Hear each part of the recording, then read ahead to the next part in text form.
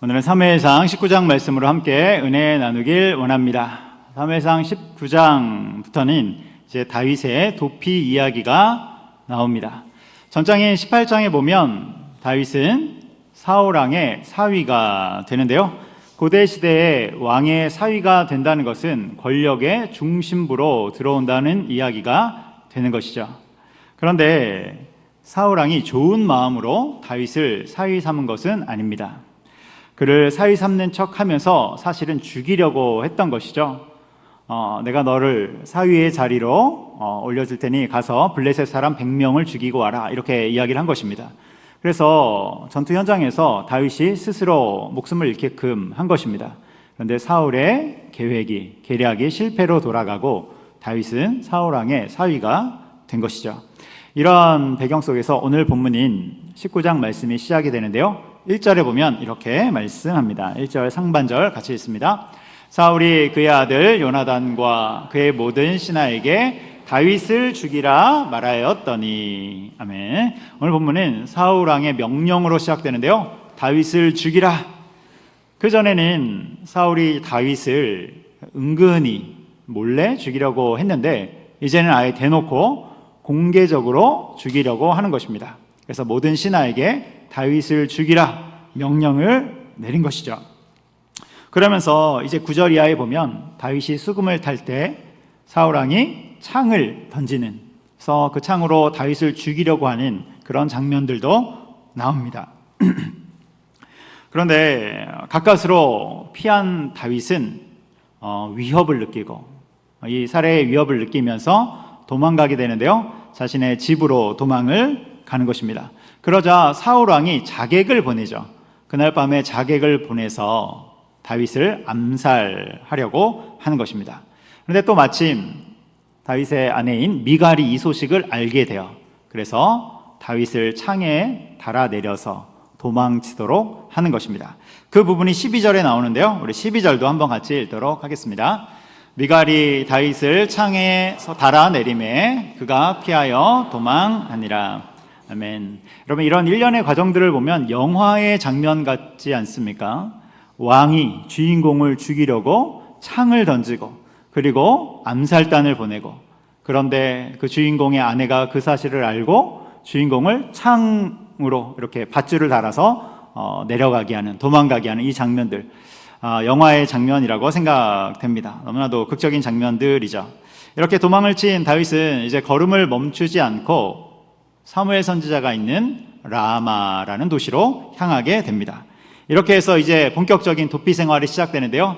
도피 생활은 무려 10년 정도가 되는, 그래서 신학자들은 다윗의 도피 생활을 1기, 2기, 3기로 나누곤 하는데요. 그만큼 긴 시간 도망자 생활을 해야 했던 것입니다. 다윗도 이렇게 오래 걸릴 줄은 몰랐을 거예요. 그런데 이제 본격적으로 도망자 생활을 하게 되는 것이죠. 그런데 여러분, 다윗은 일찍이 기름 부음을 받았습니다. 오늘 본문인 19장 말씀으로부터 보면 5년 전에 하나님으로부터 기름 부음을 받은 거예요. 그리고 차기 왕으로 선택을 받은 것이죠. 그런데 5년이 지난 시점에 탁 와서 보니까 어떻습니까? 그가 왕이 되기는커녕 오늘 하루 목숨을 부지해야 하는 그 나락으로 떨어진 인생이 된 것이죠. 왕이 아니라 도망자가 된 거예요. 우리가 어렸을 때 술래잡기 하면서 여러분 놀았습니까? 술래잡기 하면서 이렇게 놀기도 했는데 예전에 다윗은 목숨을 건 술래잡기를 해야 하는 것이죠. 이 장면을 여러분 한번 묵상해 보시기 바라요. 우리가 다윗이라면 어떤 생각이 들겠습니까? 5년 전에 하나님이 나에게 기름을 부어주셔서 왕, 일종의 사명이잖아요. 사명을 주셨는데, 부르심을 주셨는데 그런 사명과 부르심은 눈에 보이지 않고 도망을 쳐야 하는, 정말로 인생의 너무나도 어려운 시간들을 맞이하게 된 것입니다. 그런 상황 속에서 우리는 무슨 생각을 하게 되겠습니까? 또 곁에서 지켜보는 지인과 친구들은 어떤 이야기를 하겠습니까? 어떤 친구들은 이렇게 말할 것입니다.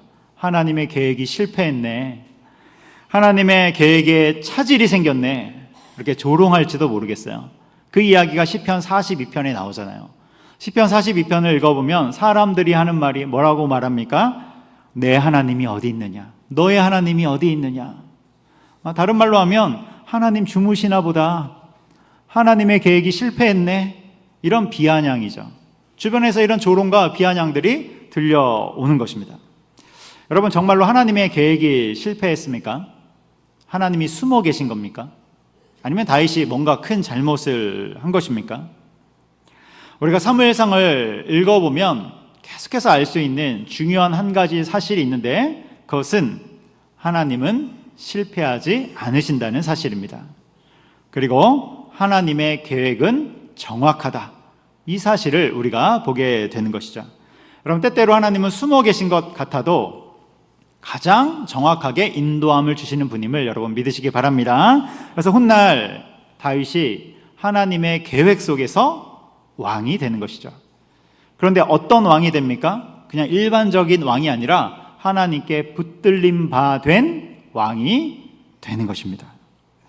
여러분, 우리가 다윗의 이야기를 읽을 때 반드시 전제해야 할 것은 하나님은 실패하지 않으신다, 하나님의 계획은 정확하다. 여러분, 이 사실을 우리가 봐야 하는 것입니다. 요즘 여러분들의 상황은 어떻습니까? 여러분, 여러 상황 속에서도 하나님은 정확하게 우리를 인도하고 계심을 믿으시기 바랍니다.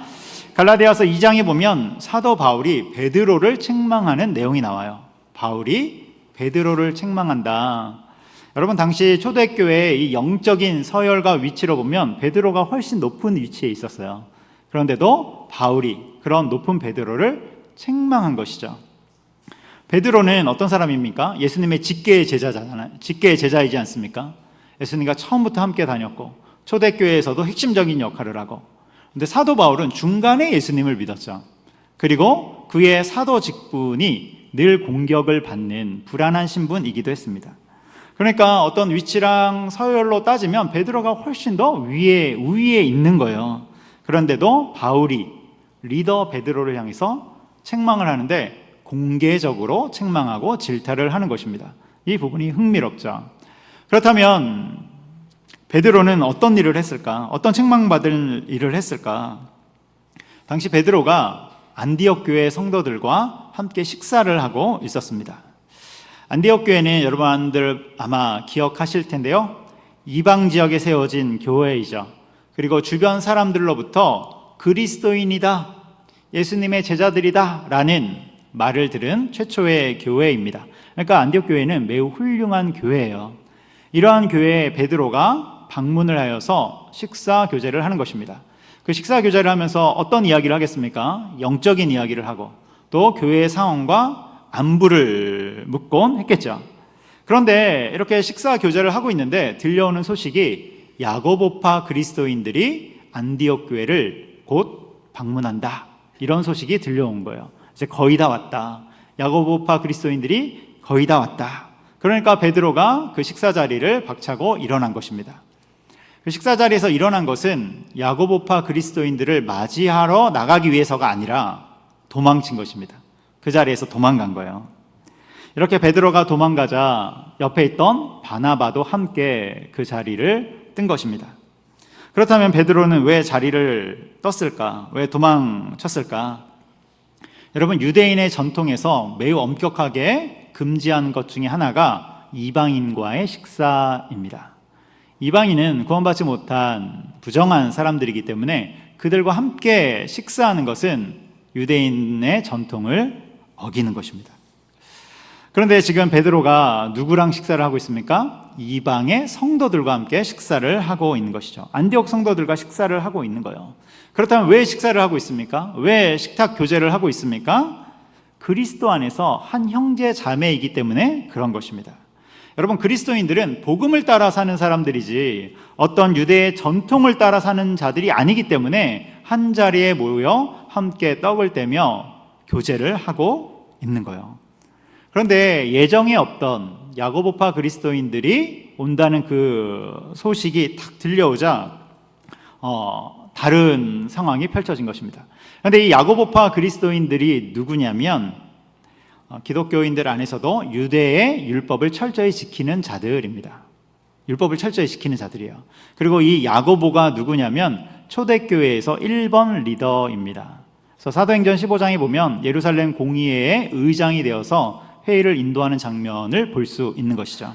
그리고 갈라디아서 2장 9절에도 기둥같이 여기는 야고보, 게바, 요한 이렇게 기록되어 있는데 이게 초대교회의 그 서열의 순서입니다. 기둥같이 여기는 야고보 1번, 게바, 베드로 2번, 요한 3번 이런 순서가 당시 리더의 순서이죠. 그러니까 그런 야고보파 사람들이 방문한다고 하니까 황급히 자리를 떠난 것입니다. 그런데 여러분, 베드로가 자리를 떠나니까 바나바도 따라서 떠났다니까요. 바나바는 누구입니까? 안디옥 교회의 리더, 지금 말로 하면 담임 목사입니다. 안디옥 교회 담임 목사도 그 자리를 뜬 거예요. 그리고 옆에서 함께 식사하던 다른 유대인 성도들도 황급히 도망을 친 것입니다. 안타까운 상황이 발생된 것이죠. 베드로가 주님의 사람이지만 아직까지 그 몸 안에 유대인의 전통과 습관이 배어 있어서 이런 사단이 일어난 것입니다. 이에 대해 사도 바울이 책망을 하는데요. 갈라디아서 2장 14절입니다. 우리 같이 한번 읽겠습니다. 시작. 내가 유대인으로서 이방인을 따르고 유대인답게 살지 아니하면서 어찌하여 억지로 이방인을 유대인답게 살게 하려느냐 하였노라. 아멘. 여기 보면 바울이 이야기하는 것이죠. 베드로, 너가 유대인으로서 이방인을 따르고 유대인답게 살지 않으면서, 무슨 말이냐면 너도 유대인의 전통과 율법을 다 지키고 따르지 못하면서 어찌하여 억지로 이방인을 유대인답게, 그러니까 유대의 율법과 전통을 지키게 하려느냐, 공개적으로 책망한 것입니다. 이렇게 공개적으로 책망한 핵심은 무엇이냐면 복음이 왜곡되었기 때문에 그래요. 베드로의 행동으로 말미암아 복음이 왜곡된 것입니다. 여러분, 예수님이 십자가에 달리신 이유는 이방인들로 하여금 유대의 전통과 율법을 지키게 하기 위해서 십자가에 달리신 게 아니죠.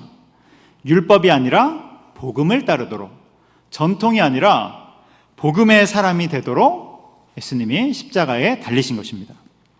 그런데 베드로가 식사 자리를 황급히 떠나면서 마치 복음이 율법보다 더 아래에 있는 것처럼 이런 상황을 연출한 것입니다. 여러분, 예수님이 이 땅에 오심으로 인해 십자가를 지심으로 인해 율법은 더 이상 효력이 없는 것입니다. 이제부터는 어떤 법칙 아래에 살게 됩니까? 십자가의 복음의 법칙 안에 우리 모두는 살아가게 되는 것입니다. 이 장면을 우리 교회에 한번 대입했으면 좋겠어요. 여러분, 우리 교회에 한번 대입해 봅시다. 우리 교회는 어떤 전통이나 아니면 인간적인 법칙이 끌고 가고 있습니까? 아니면 십자가의 복음이 끌고 가고 있습니까? 여러분, 우리 교회는 어떤 사람이 끌고 가고 있습니까? 아니면 성령님이 주인 되셔서 이끌어가고 계십니까? 여러분, 잘 보시면서 기도해 주셨으면 좋겠어요. 성령님이 우리 교회를 이끌어 가시도록, 십자가의 복음이 중심이 되어 우리 교회를 이끌어 가도록 여러분 기도해 주시기 바랍니다. 그래서 교회는 전통이 아니라 십자가의 복음이 중심이 되어야 합니다. 물론 전통이 다 나쁜 것은 아니에요. 어떤 전통들은 계승되어야 하고 살려야 합니다. 그러나 그럼에도 불구하고 십자가의 복음보다 위에 갈 수는 없는 것입니다. 성령님의 인도하심보다 더 위에 갈 수는 없는 거예요. 여러분, 교회는 십자가의 복음 그리고 성령님의 인도하심을 따라 가는 것입니다. 지금 제가 교회를 말씀드렸는데 여러분, 이것을 우리 각자의 삶에 한번 적용해 봐도 좋을 것 같습니다. 여러분 삶에 적용해 보시기 바라요. 여러분은 복음으로 살아가고 있습니까? 아니면 다른 것, 전통으로 살아가고 있습니까? 아니면 영적인 관습으로 살아가고 있습니까? 아니면 어떤 습관을 따라 살아가고 있습니까? 아니면 어떤 통밥, 감정, 고집, 욕심, 다른 것으로 살아가고 있습니까? 여러분, 복음이 정말로 우리의 삶의 가장 우위에 있습니까? 이것을 한번 점검해 보시기 바랍니다. 우리는 지금 사무엘상 19장 말씀을 대하고 있는데요, 이 이야기를 오늘 본문인 19장 말씀에 적용해서 대입하면 이렇게도 이야기할 수 있어요. 여러분은 믿음으로 살아갑니까? 상황으로 살아갑니까? 신약에서는 복음인데 이것을 구약으로 가져오면 믿음으로 적용할 수 있단 말이에요. 여러분, 믿음으로 살아갑니까? 아니면 상황으로 살아갑니까? 여러분, 믿음으로 살아갑니까? 아니면 지금까지 살아왔던 영적인 관습을 따라 살아갑니까? 여러분, 믿음으로 살아갑니까? 아니면 다른 어떤 고집과 욕심과 다른 것을 따라 살아갑니까? 어떤 분들은 내 생각대로 잘 풀리면 하나님이 살아계시다고 말하고, 내 생각대로 안 풀리면 하나님이 안 계시다고 이야기해요. 그리고 어떤 분들은 자꾸만 자기의 생각, 자기의 방식을 믿음보다 더 우위에 두는 것입니다. 아니요, 여러분, 믿음이 가장 위에 있는 것입니다. 믿음보다 다른 것이 위에 있다면 우리가 믿는 믿음은 진짜가 아닐 수 있는 거예요. 우리가 요즘 금요기도회에서 히브리서 말씀을 대하면서 믿음에 대해서 계속 말씀하고 있습니다. 믿음이 무엇입니까? 히브리서 11장 1절에 나오는 것처럼 믿음은 바라는 것들의 실상이죠. 바라는 것들의 실상. 여기서 바라는 것은 하나님이 바라시는 것입니다. 하나님이 바라시는 것이 실상으로 나타나는 것, 하나님의 뜻이 이루어지는 것, 이것이 믿음입니다. 내가 바라는 것이 실상으로 이루어지는 것이 아니라 하나님이 바라시는 것, 그것이 실상으로 이루어지는 것, 그 길을 가는 것이 바로 믿음이 되는 것입니다. 여러분, 우리의 믿음을 확고히 하기를 주님의 이름으로 축원합니다. 하나님의 계획이 혹 안 보인다 할지라도 여러분, 하나님은 가장 정확하게 우리를 인도하고 계십니다. 예수님을 믿는다는 것이 무엇일까? 그것은 일종의 예수님의 흔적을 갖고 살아가는 것입니다. 예수님의 흔적, 스티그마라고 하지 않습니까? 스티그마. 그렇다면 우리는 예수님의 흔적이 어떻게 생길까요? 언제 예수님의 흔적이 생길까? 그것은 믿음을 최우선순위에 두고 살아갈 때, 복음을 최우선순위에 두고 살아갈 때, 그때 예수님의 흔적이 생기는 것입니다. 쉽게 말해서 믿음 하나 들고 산전수전 다 겪을 때 그때 그 예수님의 흔적이 생기는 거예요. 복음 하나 들고 정말로 산전수전을 다 겪을 때 그때 예수님의 흔적이 우리 영혼에 새겨지게 되는 것입니다. 여러분, 다른 것이 아니라 믿음과 복음을 최우선순위에 두고 살아가는 저 여러분 되기를 주님의 이름으로 축복합니다. 여기까지가 말씀의 첫 번째인 예수님의 흔적입니다. 예수님의 흔적. 이제 두 번째를 볼 텐데요. 두 번째는 라마나요스로 가자입니다. 라마나요스로 가자. 이제 다윗은 도망을 가는데요. 어디로 가냐면 라마라는 마을로 갑니다. 우리 18절을 읽어보도록 하겠습니다. 18절 같이 읽습니다. 다윗이 도피하여 라마로 가서 사무엘에게로 나아가서 사울이 자기에게 행한 일을 다 전하였고 다윗과 사무엘이 나요스로 가서 살았더라. 아멘. 여기 보면 다윗이 도피하여 라마로 갔다. 라마라는 지명이 나오죠. 근데 여기에는 누가 있습니까? 사무엘 선지자가 있습니다. 그리고 이 라마를 18절 맨 뒤에 보면 나옅, 라마 나옅이라고도 불렀어요. 라마 나옅. 이 나옅은 무슨 뜻이냐면 선지자 학교라는 뜻이에요. 그러니까 사무엘이 라마에 선지자 학교를 세웠고 그것이 바로 라마 나옅이 되는 것입니다. 그런데 여기서 흥미로운 것이 하나 있는데 사울이 살고 있는 기브아, 일종의 왕궁이죠. 기브아 왕궁에서 이 라마 나옅까지의 거리를 보면 5km 정도 됩니다. 그러니까 걸어가면 1시간 정도 거리이고 뛰어가면 얼마입니까? 요즘 우리 달리기, 러닝 하는 분들이 많잖아요. 삼복도로, 여기 삼복도로 가면 정말로 뛰시는 분들이 많은데 보면서 나도 뛰어야 되나? 이런 생각이 들 정도로 정말 많은 분들이 뛰고 있습니다. 5km 뛰어가면 한 20분, 30분 정도 걸리겠죠. 너무나도 가까운 곳에 숨은 것입니다. 여러분, 도망을 간다면 될 수 있는 한 멀리 가야죠. 사울의 손이 닿지 않는 곳까지 빨리 멀리 가야 되잖아요. 그런데 그는 가까운 곳으로 갔습니다. 이유는 우리 아까 18절에 읽었던 것처럼 선지자를 찾아온 것이죠. 이것을 다른 말로 하면 하나님을 찾아온 것입니다. 하나님을 찾아온 거예요. 그래서 사무엘과 함께 라마 나옅에서 그 선지자 학교에서 뭐 했겠습니까? 하나님께 예배를 드리는 것입니다.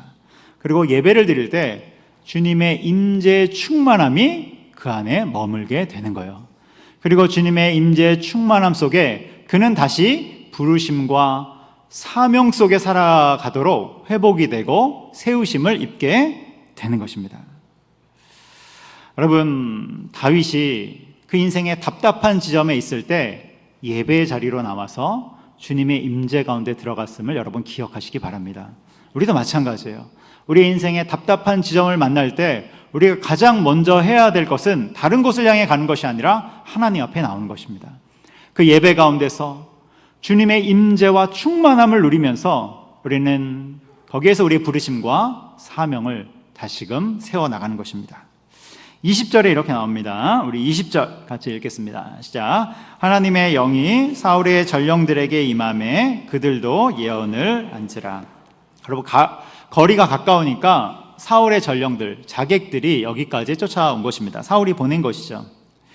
그런데 이 라마나요스에 온 전령들, 자객들이 어떻게 됩니까? 하나님의 영에 감동되어서 주님의 임재를 누리게 되는 거예요. 이후에도 사울왕이 여러 번 자객을 보내는데 모두 다 주님의 임재 가운데서 주님의 뜻대로 행하게 되는 것이죠. 그러자 마지막에 사울왕이 직접 찾아오는데 이때 23절에서 이렇게 기록합니다. 23절 같이 읽습니다. 사울이 라마나요스로 가니라. 하나님의 영이 그에게도 임하시니 그가 라마나요스에 이르기까지 걸어가며 예언을 하였으며. 아멘. 하나님의 영으로 충만한 거예요.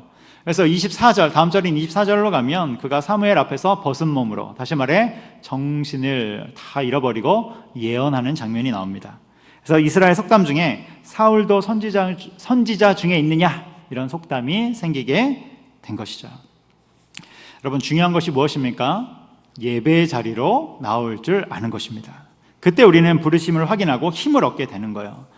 여러분, 다윗이 예배의 자리로 나와서, 그리고 이 주님의 임재에 대한 강력한 경험이 그의 인생을 쭉 끌고 가는 것입니다. 그래서 그가 앞으로 짓게 되는 그 무수한 시편도 보면 그러한 예배와 주님의 임재의 능력이 강하게 나타나는 것이죠. 그리고 이것으로 끝나는 것이 아니라 훗날 그가 왕이 되어서 이스라엘을 통치할 때 이 통치 철학도 주님 앞에 예배하며 주님의 임재가 강력히 나타나서 그것이 바로 이스라엘 나라를 다스리도록 한 것입니다. 여러분, 다윗이 골리앗을 이깁니다. 그런데 너무나도 강력한 경험이지 않습니까? 그런데 그의 인생의 기반은 골리앗을 이긴 승리가 기반이 아니라 하나님 앞에 예배하며 주님의 임재 앞에 있는 그 강력한 경험이 그의 삶의 기반이 되는 것입니다. 그리고 이스라엘의 통치 기반이 되는 거예요. 여러분, 우리도 마찬가지입니다. 인생의 답답한 순간에 우리가 어떤 좋아하는 사람을 찾아갈 수도 있습니다. 답답한 순간에 나에게 안정감을 주는 공간을 찾아갈 수도 있고, 여행을 갈 수도 있고, 또 어떤 분들은 책을 읽을 수도 있고, 어떤 분들은 누구를 찾아가서 상담을 받을 수도 있습니다. 여러분, 다 그럴 수 있어요. 할 수 있는 것들입니다.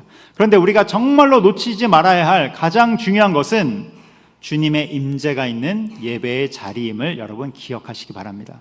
모든 문제는 여기서부터 풀려지기 시작하는 것입니다. 이것을 한마디로 하면 예배자의 영성이고, 예배자의 영성으로 모든 것을 뚫고 나가는 것입니다. 여러분, 그러한 영성 가운데 거하는 저 여러분 되기를 주님의 이름으로 축복합니다. 기도하겠습니다. 사랑과 은혜가 많으신 하나님 아버지, 우리 인생의 답답한 순간을 만나고 또 여러 구간을 만날 때 우리가 항상 예배의 자리를 사모하며 주님의 임재의 충만함 가운데 들어갈 수 있도록 인도하여 주시옵소서. 말씀의 충만함과 기도의 능력과 찬송의 힘을 덧입게 하시고, 무엇보다도 주님의 임재 가운데서 부르심과 살 힘을 얻을 수 있도록 역사하여 주시옵소서. 또한 우리 인생 가운데 한 채 오차도 없이 인도하시는 주님의 계획을 신뢰하며 항상 믿음으로 살아가는 우리가 될 수 있도록 역사하여 주시옵소서. 감사합니다. 예수님의 이름으로 기도합니다. 아멘.